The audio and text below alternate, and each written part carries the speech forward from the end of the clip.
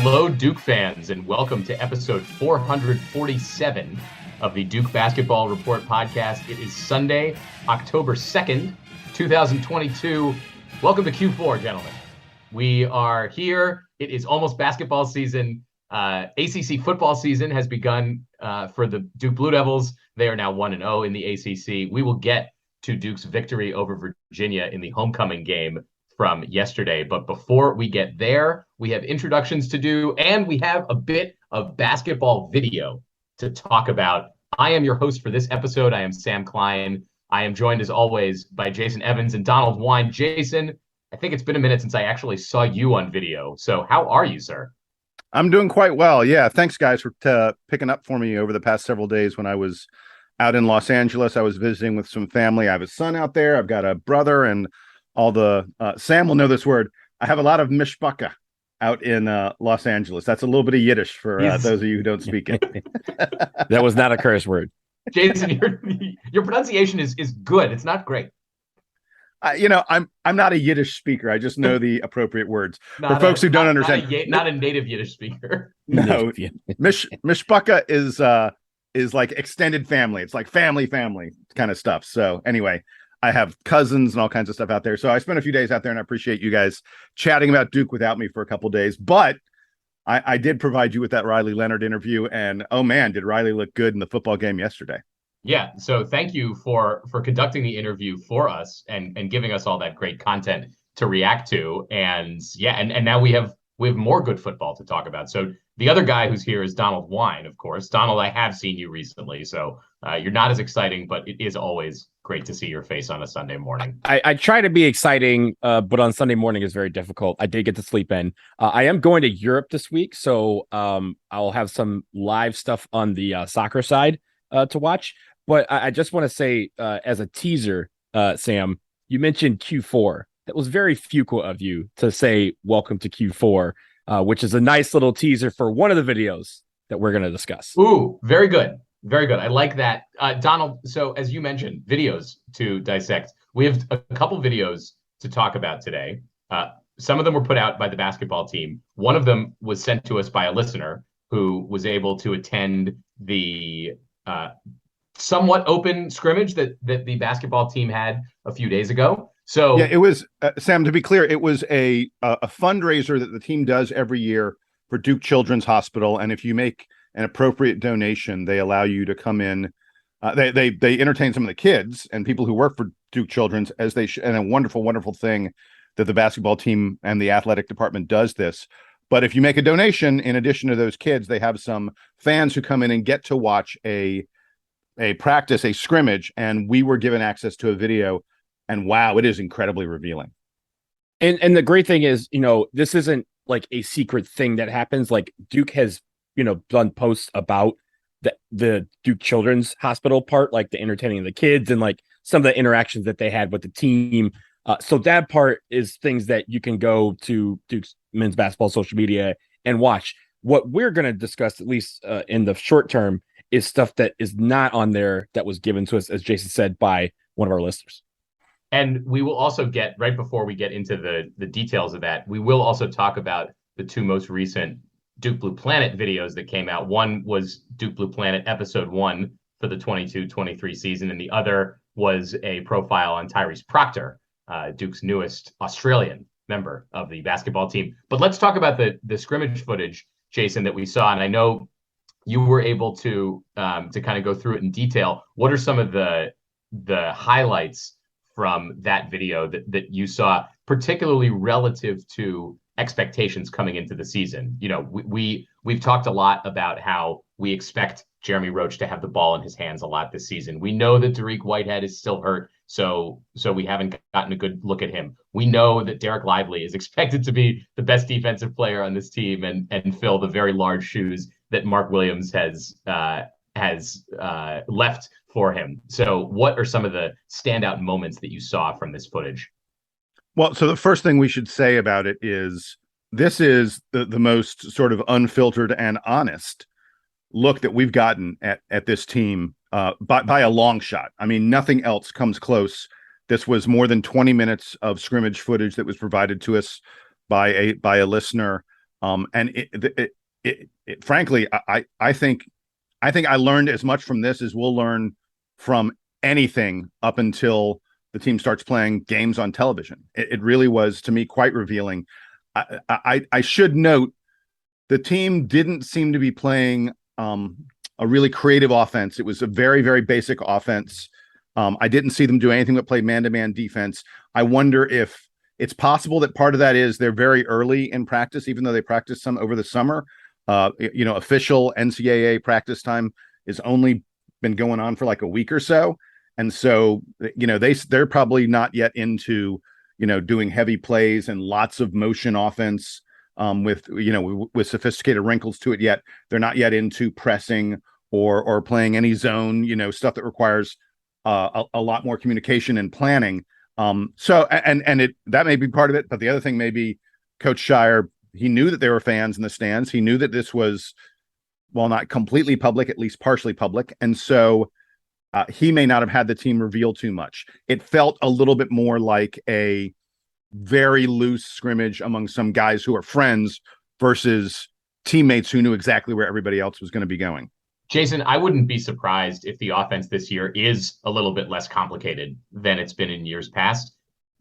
Despite all the talent that Duke has brought in this fall, the new guys that are coming in, I don't think anyone rises to the level of Paolo Banchero or some of the other really talented offensive players that Duke's had in recent seasons. There is no RJ Barrett on this team. So we saw a lot of like Jeremy Roach initiating fairly basic offensive sets.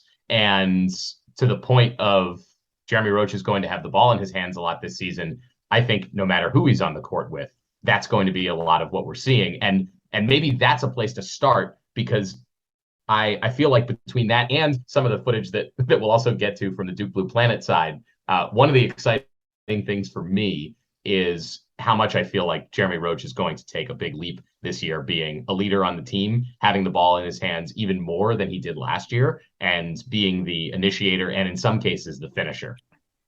So for me, I think the one thing about the offense, that's okay, right? Because we've seen in previous years where we start with kind of a basic offense and then the team decides to add some complexity to it as the year goes along, and they, kind of get those, it's kind of like, remember the Titans, right? Where he kind of said, look, we're just going to have 6 plays.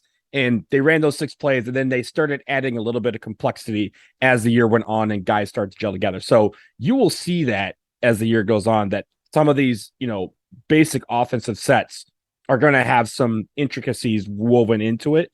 But I think the one thing, and Jason, I'll kick it back to you because, I think with Jeremy Roach being the point guard and kind of the guy, the leader, the one thing that I saw about this footage is that this team is going to be shooting the 3 a lot, which is something that you talked about wanting to see more of as we went along into the Jon Scheyer era. This team looks like, it seemed like, 2 out of every 3 possessions ended up with someone taking a 3-point attempt. And I think that may excite Duke fans a lot because, again, if we're going to hit those threes, we're going to get out to incredible leads very quickly, or at least be able to keep pace with any team in college basketball.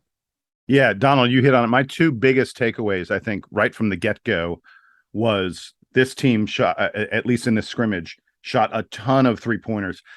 A little bit of it felt like it was settling for like the first available 3. We're going to go ahead and take that. And I'm not sure I want that to be the profile of the team. But then the other thing was, as you guys mentioned, Jeremy Roach, I think was clearly the leading scorer in the scrimmage. That's also because he was the leading shooter. He shot a lot, and look, he is absolutely capable of scoring from anywhere on the floor. I mean, we saw him taking 3-pointers off the pass, off the dribble, pull up 3-pointers. We saw him doing a lot of driving into the lane and taking that pull up, 10 to 16 footer, which he's gotten really, really good at it. And he also takes the ball to the hole and is very good, inside of 5 feet finishing around the rim. But he shot a lot.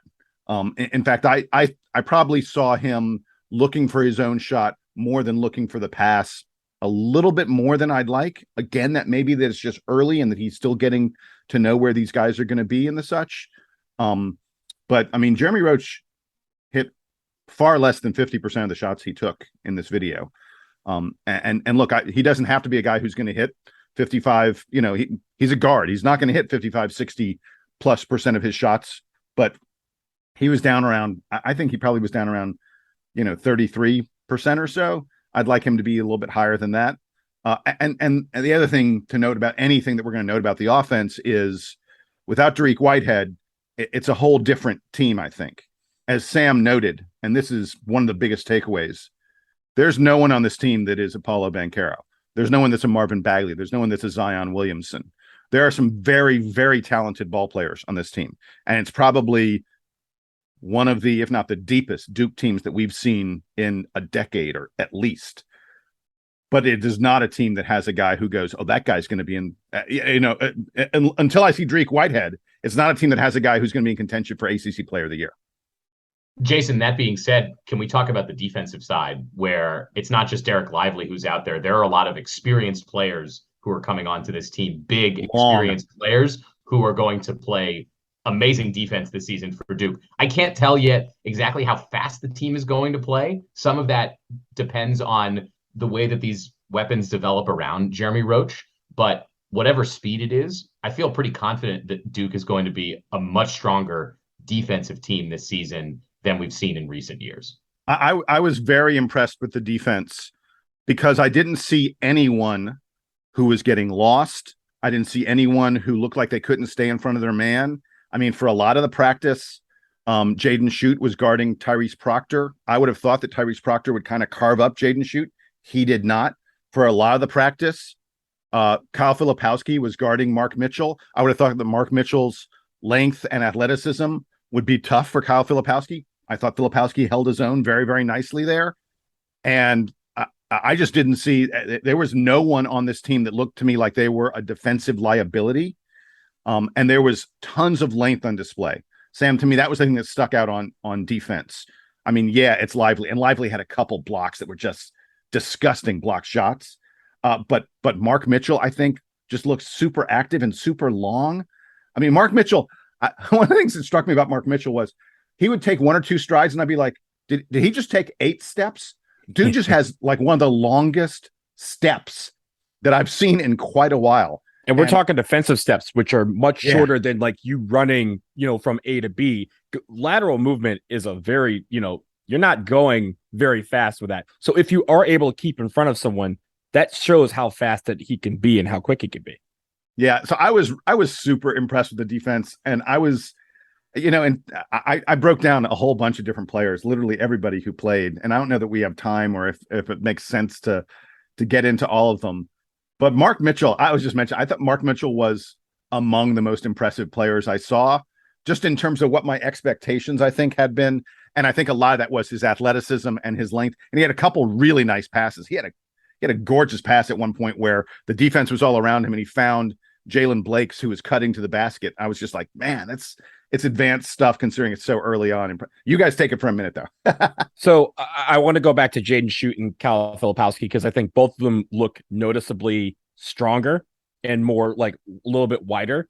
And I think that goes to deal with, what you were talking about on defense, where it didn't feel like people could get around them. Like they're a little bit stronger now. That off season, that summer workout training, they've really taken hold to that because it feels like that they're both guys that, guys aren't going to be able to work their way around. And so I think that also helps add to the depth of this offense and defense, where we have guys that can start, come off the bench, whatever, and still be able to be, noticeably strong on the ball and when they're guarding the ball, which I think is great. So the one thing about Mark Mitchell, I'll say, is even if he doesn't start, right? Like we've debated about whether he starts. It sounds like he's not going to.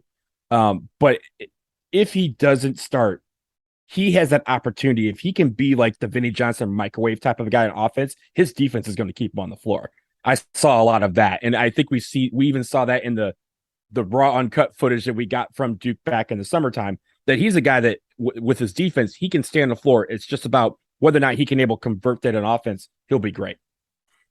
Guys, one of the most notable things that I found from this video, and something that we've been speculating about this summer, both as we've heard about the injuries to Tyrese Whitehead, but also as other guys have sort of joined the team from other places. one of the questions has been who's the starting lineup for this season. And I think we really had Jeremy Roach, Kyle Filipowski, Derek Lively, and Dariq Whitehead penciled in as long as Whitehead is healthy enough to start and play significant minutes.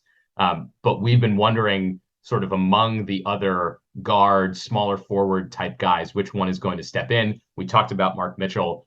We've talked about Tyrese Proctor. I don't know how much we've mentioned Jacob Grandison yet.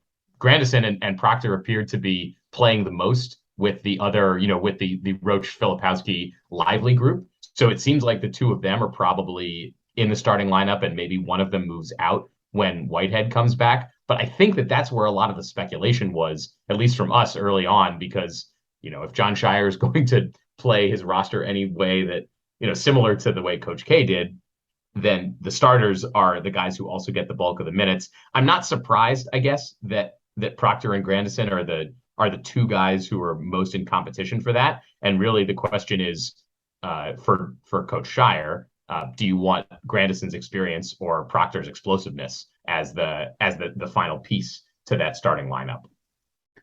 Yeah. Hey, and Sam, if I can, seeing as we're mentioning so many different players, I'm going to go ahead and do something where, like I said, I've got notes on every single guy on the team who played. And I'm going to, just for the top 9, the guys who, the top 8 or 9, the guys who really feel like they are the most likely to get significant playing time during the season. Let me give you a quick note on each and every one of them. I'll start with Tyrese Proctor because you mentioned him. He had a really sweet step back 3-pointer. He was just a nifty passer. He was a guy who, so what I noticed was when he passed, he was looking for the second man, not the guy who's closest to him, but like the skip pass. And that was to me part of showing how much he's played with professionals. Like he understands when you move the ball, you need to really move it so that it gets someplace that makes the defense adjust. And he ran, by the way, late in the scrimmage video, we saw he was running the point a lot with Jeremy Roach moving off the ball. I thought Tyrese Proctor looked as good as just about anybody on the team in this video. And folks, one thing to be on the lookout with him, he has like a jab step back shot that he loves to take. I saw him do this like 3 times in the video where he looks like he's about to go downhill on you. And then instead he steps back and takes a short jump, a jumper or a 3-pointer. It seems like that's his go-to move. He looked really great at that. I love Tyrese Proctor in this. We already talked about Jeremy Roach, so I'm not going to get much more into him. Jaden Shoot, as advertised, super quick release on his shot. It's worth noting he missed his first 4 3-pointers before finally knocking one down. But on the very next possession, he went up and faked a 3-pointer and made a really nice driving layup. So he's showing me, Jaden Shoot, that he's more than just a shooter. And by the way, Jason, on Jaden Shoot, we should also keep in mind that Jon Scheyer, I think, is going to trust him taking shots. Like that was the whole reason for him coming to Duke. And I would not be surprised if the conversation during that scrimmage or even afterwards from Scheyer is like, you know what, Jaden, if you have those open shots, you take them, because this is how you're going to develop, is just being confident enough to keep at it. Steph Curry has days where he misses his first 4 shots. He keeps on shooting. I don't think that Jaden, and then he hits his next 12. I don't think that Jaden Shoot is Steph Curry, but there's no reason why he shouldn't have that mentality on this team. And look, knowing that he's not one of those starters and knowing that a lot of those starters are similarly sized to Jaden Shoot, I'm not going to bet on him playing more than 15 minutes a game this season. So when he comes off the bench, he has to start shooting the basketball. I also think it's good for him to develop something else, as Jason mentioned, for this reason. You don't want guys to come in when he comes into the game for the other team to go, well, that guy's not leaving, coming inside the 3-point line ever, right? And then they're going to guard him as such. If he has that one thing where he can kind of jump in and go to the lane, that just relaxes the defense just enough that the next time, again, a shooter's mentality, if you miss your first 5, there's a 100% chance you're shooting the next one, and it might go in. And that's for him. He's going to have that confidence and the green light essentially to go, hey, when you're open, take it, because it's part of the offense, and that's what you're here to do. All right, so let me continue my quick takes on each one of these guys. Jacob Grandison missed his first 2 3-pointers before knocking one down. I really thought Jacob was really only looking mostly to be a release valve. He seems like one of these guys who's going to be solid but not spectacular at anything. He's not going to lose you any games, but he's not really going to win you any games either. Really nice complimentary player, but not someone who's going to put up big stats in the on the stat sheet, in my opinion. We already mentioned Mark Mitchell. My note on him is, God, he's long. He's just everything about him. When you look at him, he's so long. I did want to note, as I mentioned earlier, I thought his passing was better than I expected it to be. He had a really nice dish to Derek Lively for a dunk. And by the way, Mark Mitchell knocked down a 3-pointer. Speaking of 3-pointers, on the very first possession by the blue team, the sort of subs, Ryan Young took a 3-pointer. I was like, coming out of the gate, Ryan Young, first thing, shooting a 3-pointer. I was like, what? I was. Are we gonna have one of those those videos that we did that they did when Marshall Plumlee hit his 1-3 of his career? Because if so, I'm ready for it. No, just go ahead and make it and then retire. The fact that Ryan Young did that, again, very first possession for the blue team, he seemed confident in it. I think that that's something that's in his arsenal. I think that's something that it wasn't like you saw his teammates weren't like, what? They were like, yeah, Ryan's capable of doing this. So I think, I don't want to give an over-under kind of number, but if Ryan Young hits 4 or 5 3-pointers this year, I won't be completely shocked at it. Let me just run through Ryan Young's career 3-point shooting stats at Northwestern.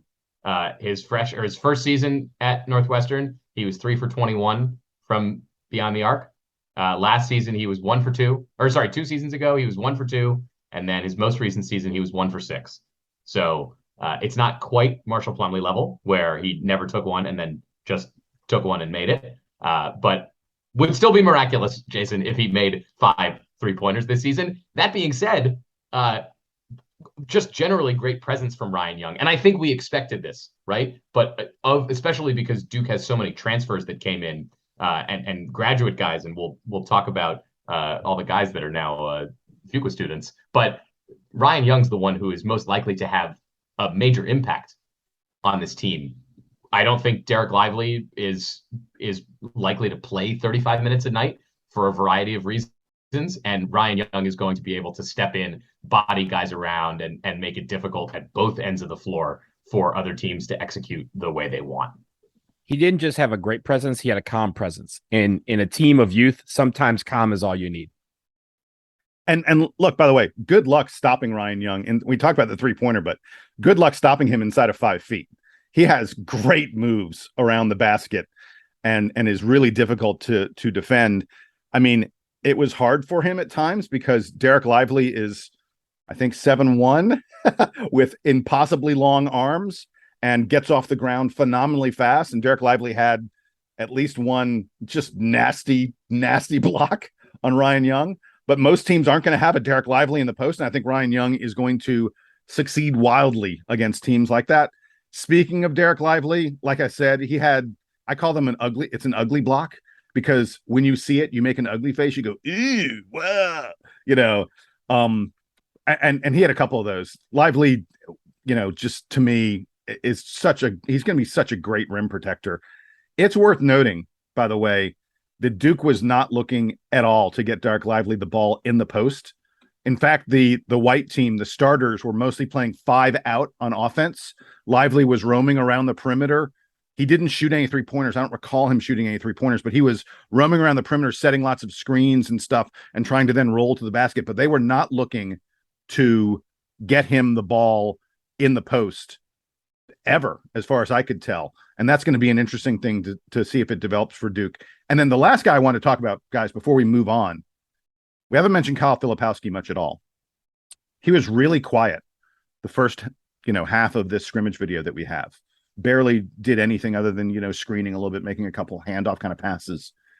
And then suddenly he had like this really athletic finish in the lane. And then he knocks down a 3-pointer. And then he makes a couple really nice passes. He's super comfortable with the ball in his hands.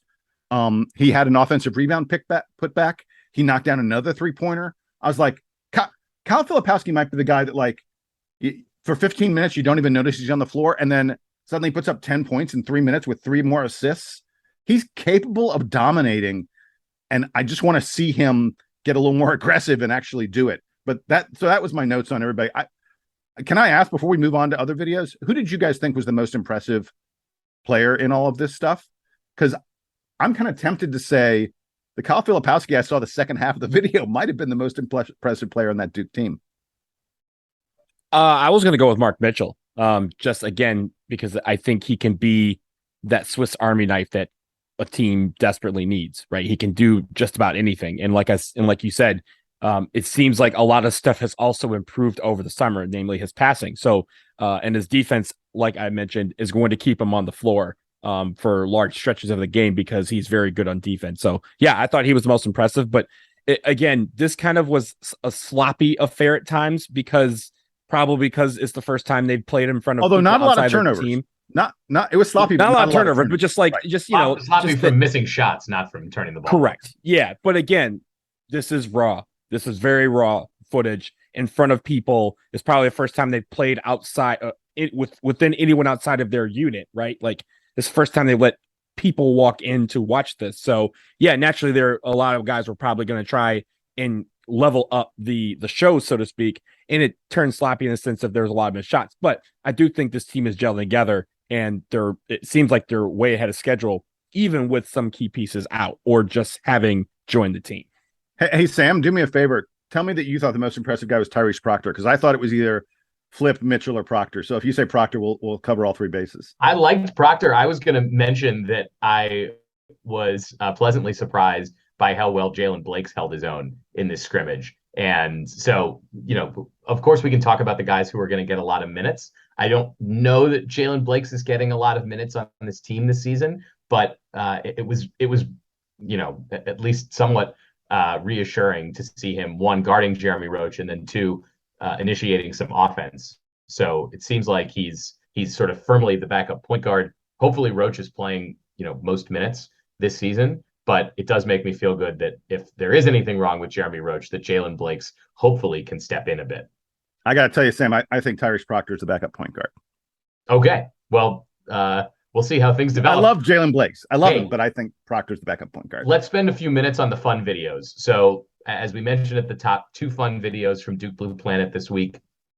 One mostly focusing on freshman move-in. Has a lot of scenes that may be familiar to recent Duke alumni or even not so recent Duke alumni. And then one following Tyrese Proctor around campus. We got to see a few views of some alums who were back in town to work out, some NBA guys, Jason Tatum, Mark Williams, Paolo Banchero, who were on campus recently to do workouts. We saw a lot of footage of the team sort of pounding around. We saw, as I mentioned, all the graduate student transfers who all came from very good schools, going to some of their introductory classes in the Masters of Management Studies program that they're all in at the Fuqua School of Business, right across the street from Cameron Indoor. So, Donald, I'm going to let you go first here.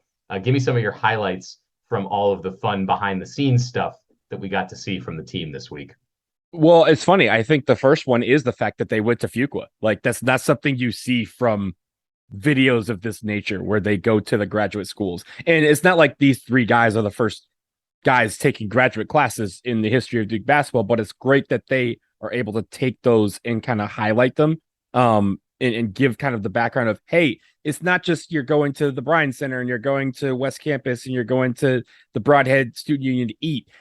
These guys are on a completely different track. And I like the fact that despite those 3 guys kind of being in a separate world from the rest of their teammates, that they've been able to gel all summer. That's a very great accomplishment to get those 3 guys and highlight, hey, how this schedule is going to be a little bit different for them and how they kind of have been through the motions, but they're still in the new surroundings for the 3 of them.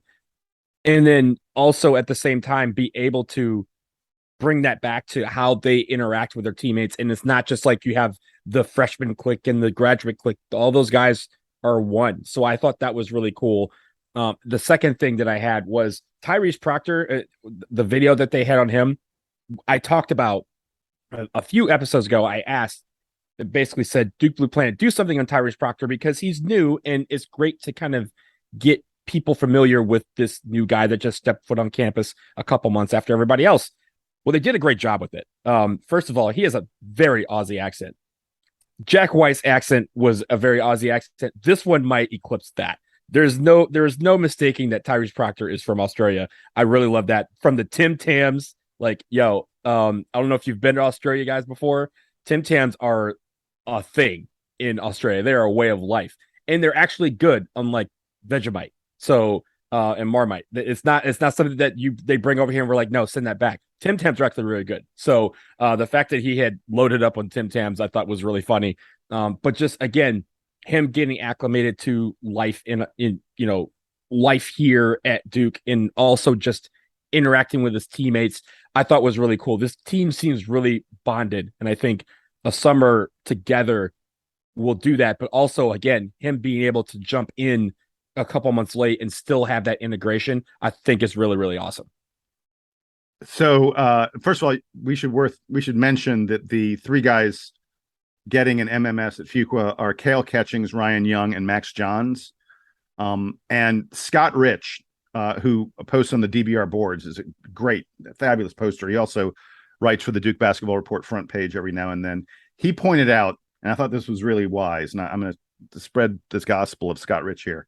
He pointed out that the Duke Blue Planet video was a secret recruiting tool. Maybe not so secret, but if you really think about what this video was, the first half of the video was, look at all the fun the freshmen are having, not just the Duke basketball freshmen, but just all the freshmen taking their, freshman class photo and moving in and, meeting everybody and all that other kind of stuff. Looked like it was really fun to be a freshman. And then the second half of the video was, look at how these guys are really, building their careers at Fuqua and focused on the graduate guys. These are the two twin areas that Duke basketball recruits. We get stud and the freshmen, third one, stud high schoolers, and we get, guys going to grad school who are, 1 year transfers for the most part. And the third I one, love that observation. The third, you missed the third one. The third one, and we've seen this before. The third one is, look at all the alums that come back. Look how cool it is that it's so cool to be at Duke that all alums just come back. You're right. Just flow in every single day. And it was very funny. We're like, I think Tyrese was like, oh, that was a great practice. We just kind of played with RJ Barrett and Cam Reddish and a couple other guys. And you're just like, wait, stop. What? They're at practice? Like that sort of thing. So yeah, that was a very subtle, like, hey, not only is it cool to be here, it's also cool to come back after you've left for the NBA. He also played with Deuce Tatum, Jason Tatum's son. Yes. And Deuce was like, "What is going on here?" We got Deuce video, so the video already is A+. Jason, you and Donald, both of you sort of mentioned the how cool it is to be there and all the different aspects of Duke life. I had flashbacks not just to them walking around the halls of the business school and like going to class and learning basic economic concepts, which I also got to experience not too long ago, but longer ago. I specifically remember being on East Campus and moving into the dorms and doing that freshman orientation activity where they get all the students together and they spell out the number of their class year. And they bring a lot of people like the athletics coaches and other administrators in to sort of herd the event. It's one of the most fun, unique things that Duke basketball does, or the Duke University does. And I remember that moment, getting to just like meet all these new people, and being on East Campus for it. It's something that not every school does, and you can see, as in many aspects of Duke campus life, that the basketball players are, they're just there. There might be more cameras taking pictures of them, but they are in that class and they're in that class photo. Yeah, I liked, listeners can't see this, but I showed Jason and Sam my photo from the class 2004 when we did the same thing on East Campus. It's one of those great traditions, right? Like anyone who's been to Duke has gone through it. But it's a really cool thing where for at least one night, your whole class is together and you spell it out, and like everyone knows where they were in their class year photo, right? They know, hey, for me, like I was on the 2, right? Like, or I was someone was in the 0, someone's on the 4. They all know where it is. So it's a real cool thing to be a part. And I'm glad they highlighted that, because it's I don't know many other schools that are able to do that. But also that they do it so well, where it's one of the highlights of your orientation week is to be a part of that photo. Before we wrap up on basketball topics and get to football, very quickly, Jason, I know you wanted to highlight some of the stuff we heard from Coach John Shire in his opening press conference that happened a few days ago, opening for the season. So first opportunity for members of the media to come and talk to the players and the coaches this season. So what did we learn? Well, first of all, we learned that John Shire has learned from the master Coach K about coach speak. He did not reveal a great deal in his first news conference, which is fine. I mean, we expect as much. He did say that Tyrese Whitehead is on schedule, perhaps even a little bit ahead of schedule in his recovery. And we saw footage this week of Whitehead on the court, in practice clothes, doing a little bit of shooting, but not jumping. I think, the word is he's kind of out of his boot at this point. Still wears it sometimes, but also doesn't wear it sometimes. It sounds like, though, that the recovery for Whitehead is going very well. Whitehead says he's been doing some underwater treadmill kind of work, in an effort to stay in shape. That's, you can get a little bit of cardio that way while not, necessarily putting a ton of weight on the injured foot. But it definitely sounds like Tyrese Whitehead will be back sooner rather than later. I wouldn't be shocked if he is able to play in Duke's first regular season basketball game. I don't know if he'll be a starter yet. His minutes may be a little bit limited, but I would expect, certainly by the end of November, we are going to have Tyrese Whitehead probably at full strength, and that's great news to hear. Shire mentioned that Duke is sort of yet to have their full group on the floor very much. And it's not just Tyrese Whitehead. He said Derek Lively and some of the other folks have had some bumps and bruises that have kept them from full practice availability. And this sort of harkens back to what we were saying at the beginning of the podcast about that scrimmage footage and it not seeming too advanced. I think they just haven't had time to really get themselves together. But then I thought the most significant thing that Shire said was, he said this is going to be a defensive team. He said they're going to use their length to protect the paint, and that he thinks they can put multiple guys out there who are very switchable, who are all capable of passing and shooting and defending and doing a little bit of everything. And, he really said it starts with Duke's defense, which I thought was a very telling comment from him. And then the last thing was, he mentioned that they've been doing some breathing exercises, something called the Wim Hof breathing exercise that was introduced to the team by Mike Posner, who, very, very successful musician and artist. Mike Posner apparently was in school with John Shire. They knew each other. And Posner has introduced the team to this Wim Hof breathing exercise, and Shire says it's helping everybody. So that's interesting. You saw that in the Duke Blue Planet video. They talked about that little exercise that they did. So they did highlight that a little bit. They were just kind of like laying on the floor of Cameron and staring up into the ceiling while doing these breathing exercises / meditation type of deal. All right, very cool. We will be back, of course, to talk about more Duke basketball video and audio breakdown as that stuff comes out. Right now, guys, let's take a quick break. When we get back, we need to talk about how Duke is back in the driver's seat against UVA in football, which is awesome, and they're 1-0 in the ACC. So we'll be back with football stuff. Stick around.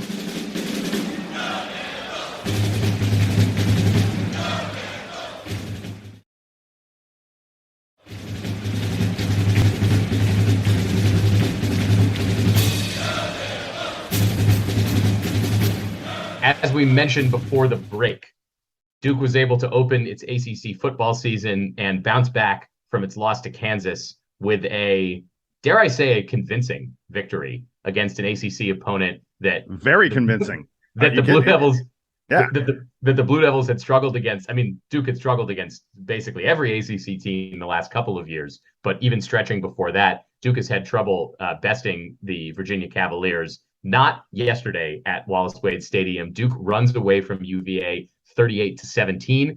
The Blue Devils were dominant in the first half. Actually, a very similar sort of game to Duke's other victories from earlier this season, where Duke is able to get out to a convincing lead and then maybe, take their foot off the gas, maybe make a few sort of quirky errors in the second half and let the other team sort of flirt with coming back. But this one not as close as Duke's win against Northwestern. The final score, again, was 38-17. Jason, give me your quick reaction to the Blue Devils opening ACC victory, their first ACC victory in almost 2 years against Virginia. Yeah, Duke had a 13-game ACC losing streak that we snapped. And it's worth noting, this is largely the same personnel that Duke had last year. It feels like they have been energized. It feels like they have a new confidence.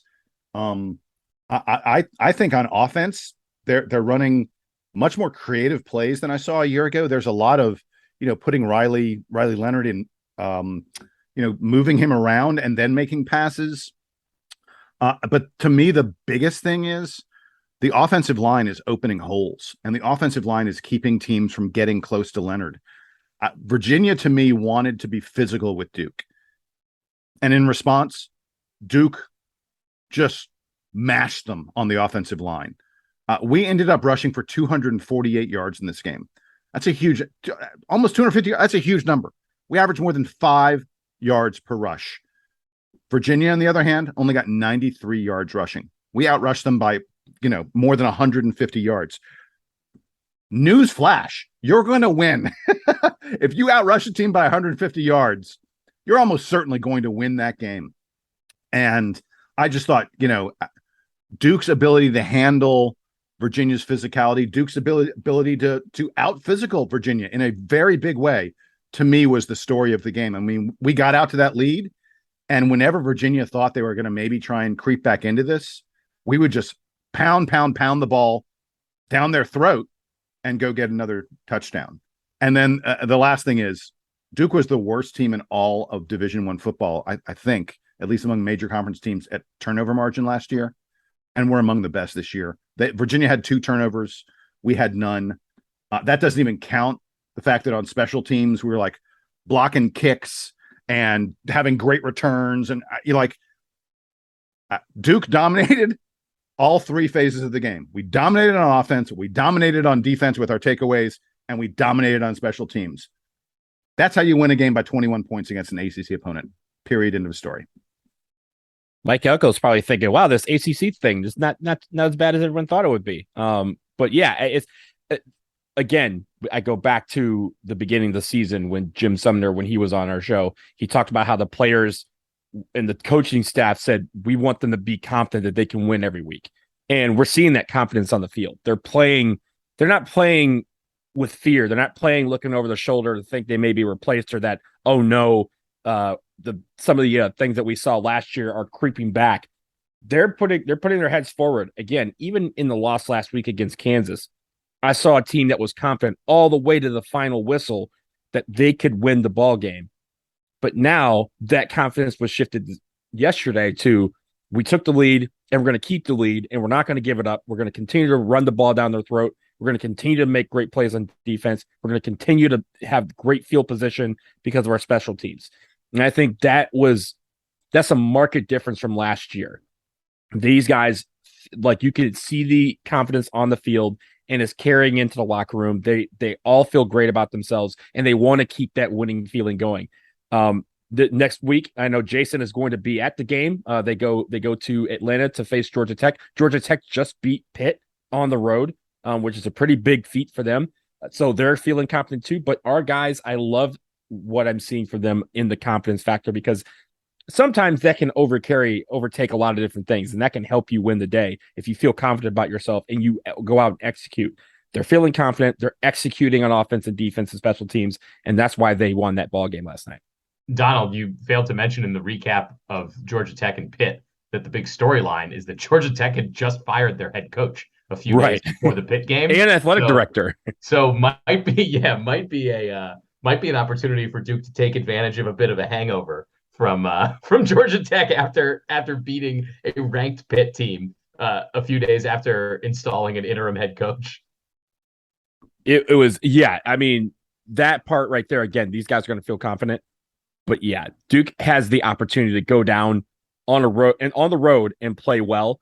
And even though Georgia Tech just beat Pitt, and yes, they have their issues, I still think they're ripe for the picking. I think this team can go down there and get a win at Bobby Dodd Stadium. So let's see if they can do it. And going back to the Virginia game, Jason, one of the things you talked about was Duke's ability in the second half to, run the ball, milk the clock, and just make the plays they needed to make, not go a little too crazy.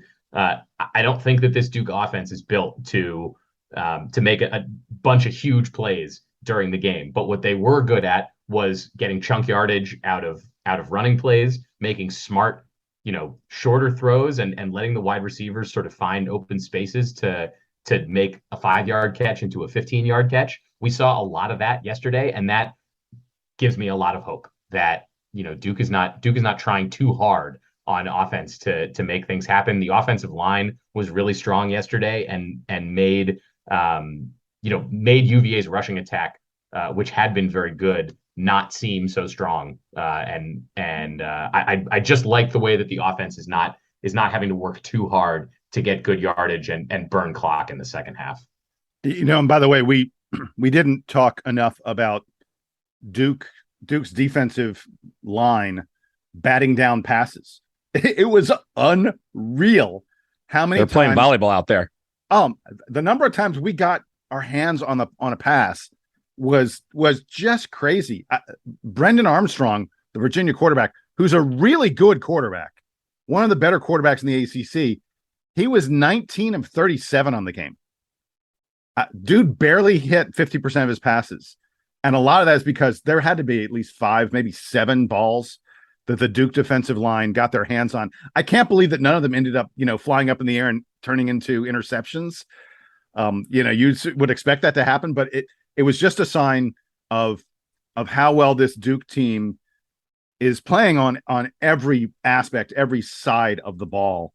It's so easy to focus on the offensive stats. The defensive stats don't jump out to you in the same way, but I just thought the Duke's defense was outstanding. I mean, in a game where I think we had 1 sack, it felt like our defensive line was dominating the Virginia defense. We did have 7 tackles for loss, which is a big deal. Duke's defense to me was outstanding. I mean, Virginia got 17 points, but it felt like anytime we needed to stop them, we could. Yeah, and going back to the offense, I think, again, shout out to the offensive line as well. You just credited the defensive line. I'm going to credit the offensive line for this reason. You mentioned the rushing and how great we were and efficient we were rushing the football. As you know, Jason, 2nd and 3 is way better than 2nd and 8 or 2nd and 9. And we had a lot of, first downs that turned into 1st and 10s that turned into 2nd and 3 or 2nd and 2, just because that offensive line was pushing and they were able to let our running backs just go wild. And because of that, it changed. I mean, football is one of those games where the odds change every single play of what you can do. And having a shorter field makes it where a lot of these plays, they were able to try some things, right? They were able to maybe run on 2nd down because they knew they could do it. And having that first down and just having, 6, 7, 8, 9 yards on first down plays really helped this offensive, flow, because they were able to maybe take some shots, knowing that they could go back to the running game on 3rd down and get the first down and then try all over again. But I will say the longest play of the day was on offense, and it was a running back. It was a 59-yard rush. That is incredible, and that shows that the offensive line came to work yesterday, and I really want to shout them out. I'm super excited to go to that Georgia Tech game next week, to hear from Duke players and coaches after the game, about how things went and how they feel the season is going. This is a team, they've already got 4 wins. They will likely be favored in at least 3 of their remaining ACC games, unless the wheels start to come off. This Duke team is going to be favored, and Duke's going to be considered competitive with every single team they play on their ACC schedule, based on the way they played so far. I think this team is absolutely going bowling, and I want to be very clear. If someone tells you that they thought this Duke team was a bowl team in the preseason, they're probably lying to you. Other than the guys in that locker room, other than that coaching staff, there is no one who thought this Duke team would be even close to as good as it has been. And just a huge hat tip to Mike Elko. I'm super impressed at how he's turned around this program overnight. I absolutely think they've got 4 wins. I'll be stunned if this team doesn't win 6 or 7 games, maybe even more than that, and gets to a bowl.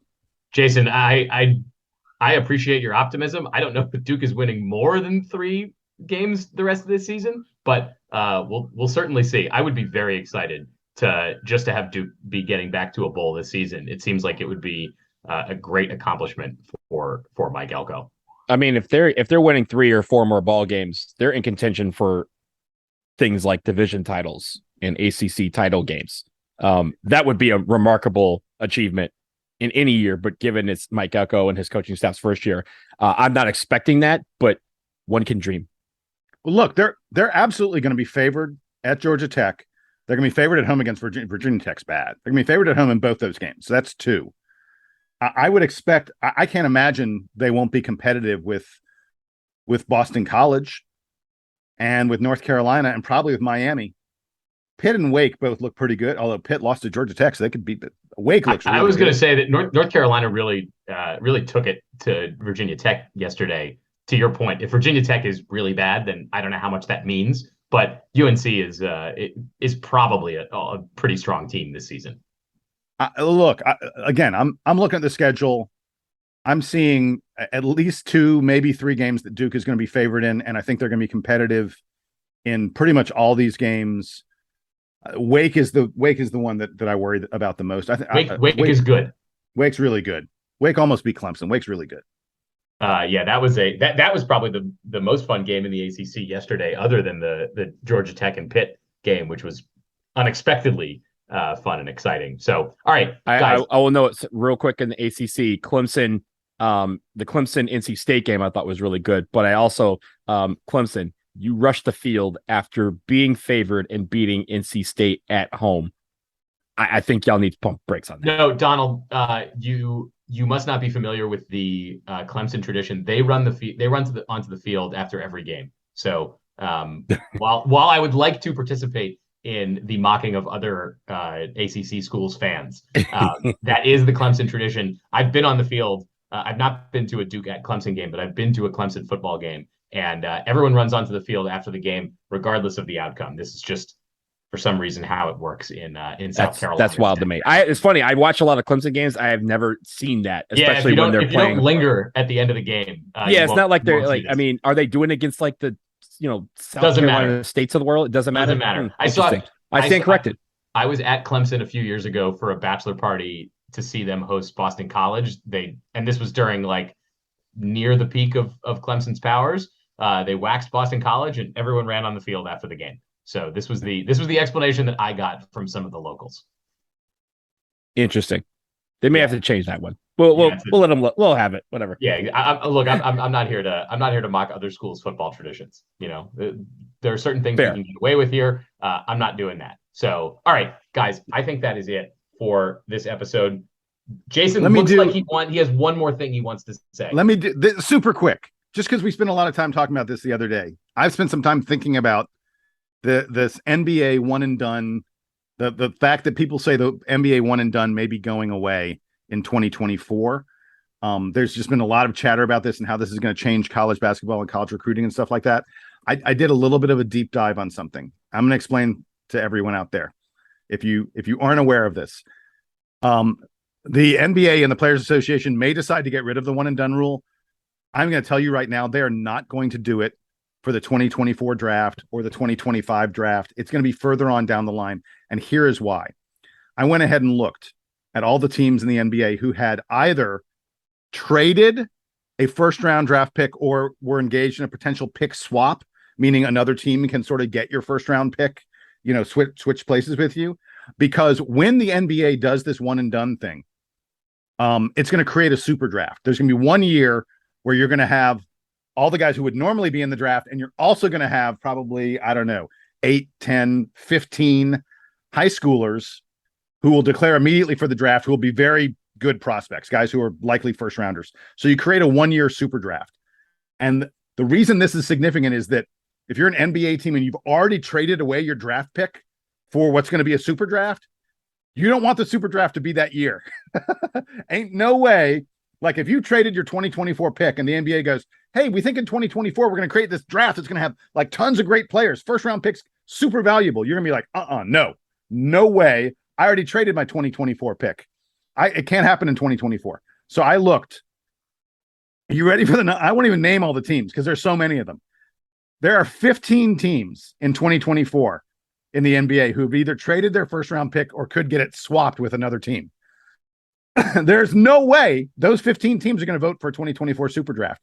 In 2025, there's 17 teams who have traded away their first round pick or involved in a pick swap who will not approve a 2025 end to the one and done thing. I think that if the NBA goes ahead and does this, you won't see it take effect until like maybe 2028, 2029, maybe 2030, because they don't want that. It has to be a year where teams go, okay, I know about my draft capital that year, and I know what I'm going to do with it, and I haven't already traded it away. So I just want to really quick tell everybody out there, do not expect the one and done thing to go away immediately. If they vote for it to go away, it will be in a future draft, probably one far enough out so that there won't be a lot of picks already traded. All done. Two quick things. One, I don't think they may be looking at not necessarily the number of picks they have, but the players that are available or that would be available down the line. And maybe that's why they're looking at 2024, because that is supposed to be a pretty heralded high school class that where a lot of them could go pro. And the second thing is, I just don't think that everyone understands that just because players can go directly to the NBA doesn't mean that they're going to be still some one and dones lingering around there. I don't think it's fully done yet, but I do think over time we will start to get more guys going, because that first one, like you said, is going to be a super draft, and there's going to be a bunch of people out there who are going to be test cases, and other people are just going to kind of linger the way and kind of see how that first one goes, and that'll kind of spur how the rest of them go. I do think they rip the Band-Aid off sooner rather than later, though. Well, we will see what happens. And Jason, I think your point is valid, that the value of these picks is going to change dramatically depending on exactly who's in or who's out of a given draft. Let's leave it there. We will be back certainly after Duke takes on Georgia Tech next week, because Jason is going to be on site for that one. We are now just a couple of weeks away from Countdown to Craziness, so we will be doing more of that preview stuff, as I mentioned last week. So stick around for that. The episode counts hopefully are going to be increasing over the next few weeks, so that we the podcast are in shape for basketball season as much as the players and the coaches are. So for Jason Evans and for Donald Wine, I am Sam Klein. Stay in touch with us. DBR Podcast at gmail.com. That's where you send us all the good stuff. All the bad stuff, just send directly to Jason. We will talk to you again very soon. Duke Band, take us home.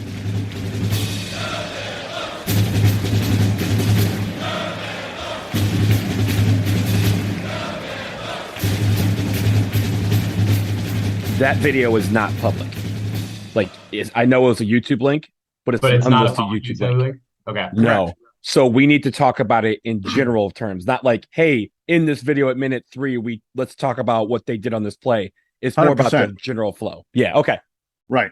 All my notes are very, no, I was thinking about that from the start. You can't go, hey, and at the 3-minute mark, blah, blah, blah. Yeah. No, my notes or did you see that dunk that he did? Because technically we're just kind of looking in general. Okay. We're on the same page. Okay. I do think now, obviously we're not going to mention his name, but we should say, look, this is the kind of great stuff that our audience occasionally brings to us. Without mentioning my name, we should be very thankful and say, and in fact, I think like the Tyrese episode is like the secret scrimmage video or something like that. We should, this is a look at the team that our audience has not gotten, that we need to really share with them. Right. Yeah. Breaking down the actual raw uncut. Yeah. This is seriously raw uncut. More raw. Raw. More uncut.